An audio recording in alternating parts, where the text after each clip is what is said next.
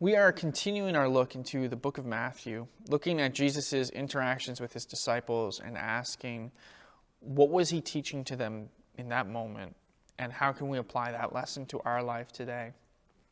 We find ourselves in Matthew chapter 15 with a story that can often be overlooked because it sounds familiar, but it's important in a very different way than the feeding of the 5,000 that we see earlier in the gospel. In chapter 15, reading from the English Standard Version, picking up in verse 32, it reads, "Then Jesus called his disciples to him and said, 'I have compassion on the crowd, because they have been with me now 3 days and have nothing to eat, and I am unwilling to send them away hungry, lest they faint on the way.' And the disciples said to him, 'Where are we to get enough bread in such a desolate place to feed so great a crowd?' And Jesus said to them, 'How many loaves do you have?' And they said, 7, and a few small fish. And directing the crowd to sit on the ground, he took the 7 loaves and the fish, and having given thanks, he broke them and gave them to the disciples.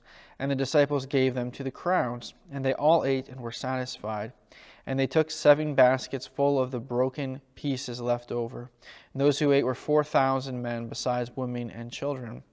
And after sending away the crowds, he got into the boat and went to the region of Magadan." This is an awesome story. It's an awesome story for a number of reasons. Now, in a quick glance, you might say, well, it sounds like the story when Jesus fed the 5,000.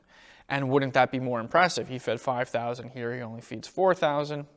As if it's not some grand feat. It absolutely is. The story's unique because of who he is feeding. Anytime we look into the Bible, what we must remember is context. We have to look at context. We have to realize that we are looking at a time that is drastically different than the time we find ourselves in now, with a culture that is different than the culture we find ourselves in now.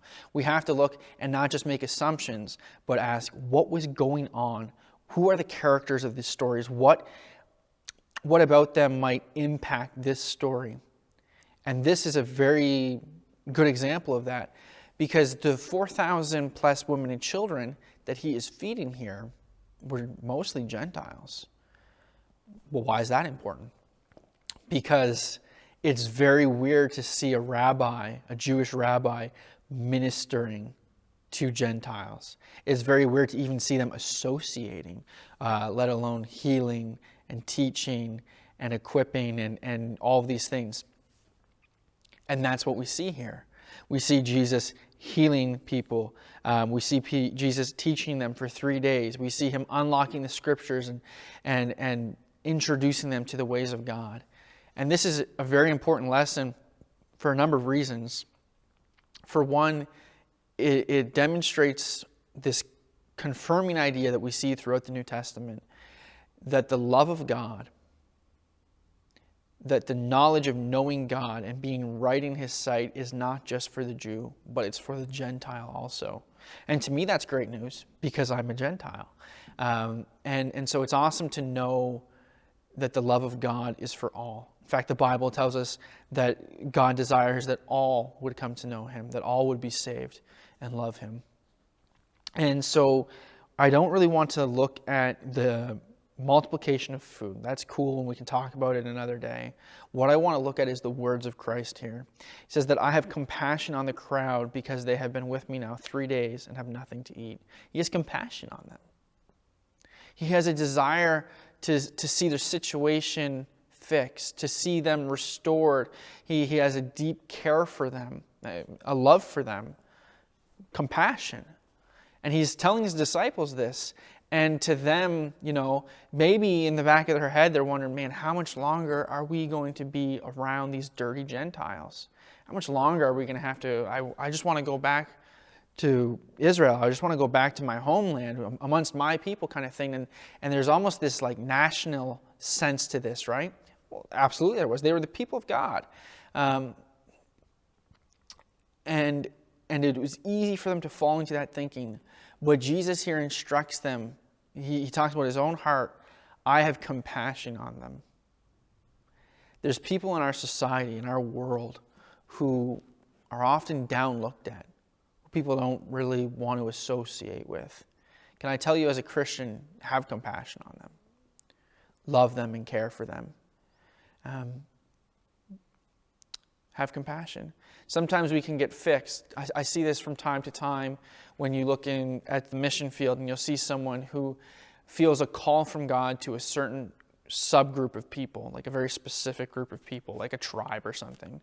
But out of that can come this, unfortunately, and not too often, but it can happen, where people will have this sense of, I'm called to group A, and so group B, C, D, and E, I don't really care about them. That's not right. That's not what we're called to be like. There's this sense that we are to care for all. We're to be compassionate towards all. And impart that truth, the truth of God to all. For 3 days he was here and he taught them. And there's also a sense of spiritual versus physical need. And I'll say this, they're both important. Jesus recognized that the healing needed to take place, like physical healing. He recognized that these people are hungry, they're going to need food, and so he took care of that. But at the top tier is spiritual. Spiritual need needs to be met. And so as Christians, in our ministry to those around us, as we proclaim the ways of God and talk about the kingdom of God and demonstrate that to people, may we be people of compassion to those who society says is worth compassion and to those who society says is not worth compassion. May we love all and care for all. And may we meet their spiritual needs and their physical needs. Both important, absolutely. Spiritual, more so. It's eternal, it's everlasting, it's got a bigger impact. But we're called to a holistic ministry, that we would care for the whole of the person, that God's love touches every area of our life. And so why would we not care for every area of their life as well? There's no one who is exempt from God's compassion. And as his disciples, we need to mirror that. I hope that's helpful to you today. I hope as you go about your week that you honor God in all that you do. You look for opportunities to show compassion and look for opportunities to open up the scriptures and teach people the ways of God and really just proclaim his ways and his kingdom. I love you guys. Have a great week. See you later.